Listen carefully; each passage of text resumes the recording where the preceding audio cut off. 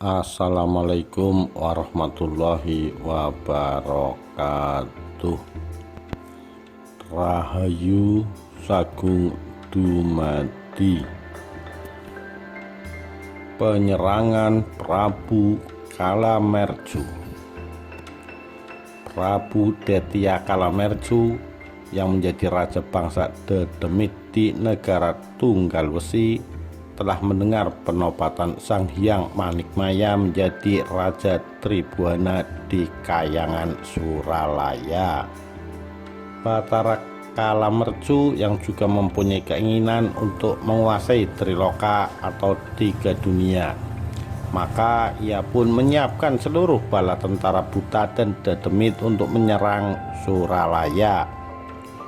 Bersama dengan seluruh kekuatan bala tentaranya yang berasal dari bangsa jin dan siluman, ia segera melesat menuju puncak Tenguru. Kawah Candrademuka menggelegar memuntahkan laharnya. Asapnya membumbung ke angkasa sampai ke puncak Himalaya. Ini telah menjadi pertanda bagi kadewatan Suralaya bahwa akan ada sesuatu yang bakal terjadi. Sang Hyang Manikmaya yang telah waspada segera memberitahu Hyang Ismaya dan Hyang Anta agar bersiap-siap menyambut kedatangan Raja Jin yang akan menyerang Suralaya. Agar tidak merusak tatanan Kahyangan, maka ketiganya bersepakat untuk menghadang pasukan Prabu Kalamerju di depan pintu Selamat Tangkep. Pertempuran pun terjadi ketika kedua belah pihak saling berhadapan. Prabu Kalamerju berhadapan langsung dengan Sang Hyang Manikmaya, sedangkan puluhan ribu bala tentaranya bertempur melawan Sang Hyang Ismaya dan Sang Hyang Antaga. Pertempuran seperti tidak berimbang, namun karena Sang Hyang Ismaya dan Sang Hyang Antaga mempunyai kesaktian yang luar biasa, maka serangan bala tentara pasukan Prabu Kalamerju dapat dihadapi. Bahkan sebaliknya, pasukan Prabu Kalamerju kewalahan menghadapi 2 kesatria dewa yang tampangnya kini tidak berbeda dengan bangsa Dedemit itu. Korban berjatuhan di pihak bala tentara Detya Kalamerju. Mereka jatuh bertumbangan, ada yang terbakar api, ada yang tersapu badai, dan terjilat hangus halilintar yang disebabkan oleh kesaktian Hyang Ismaya dan Hyang Antaga. Sementara itu, Sang Hyang Manikmaya perang tanding dengan Prabu Detya Kalamerju. Keduanya saling terjang, saling pukul, dan saling beradu kekuatan yang masing-masing dilambari aji-aji kesaktian. Petir menggelegar, api berkobar. Sesaat lalu badai angin dan hujan berbaur menyapu seluruh pelataran bumi tempat pertarungan mereka. Prabu Detya Kalamerju sangat sakti mandraguna, sehingga Hyang Manikmaya harus mengeluarkan pusaka-pusaka kadewatan untuk melawannya. Tapi kehebatan pusaka Hyang Manikmaya tidak membuat gentar Prabu Detya Kalamerju.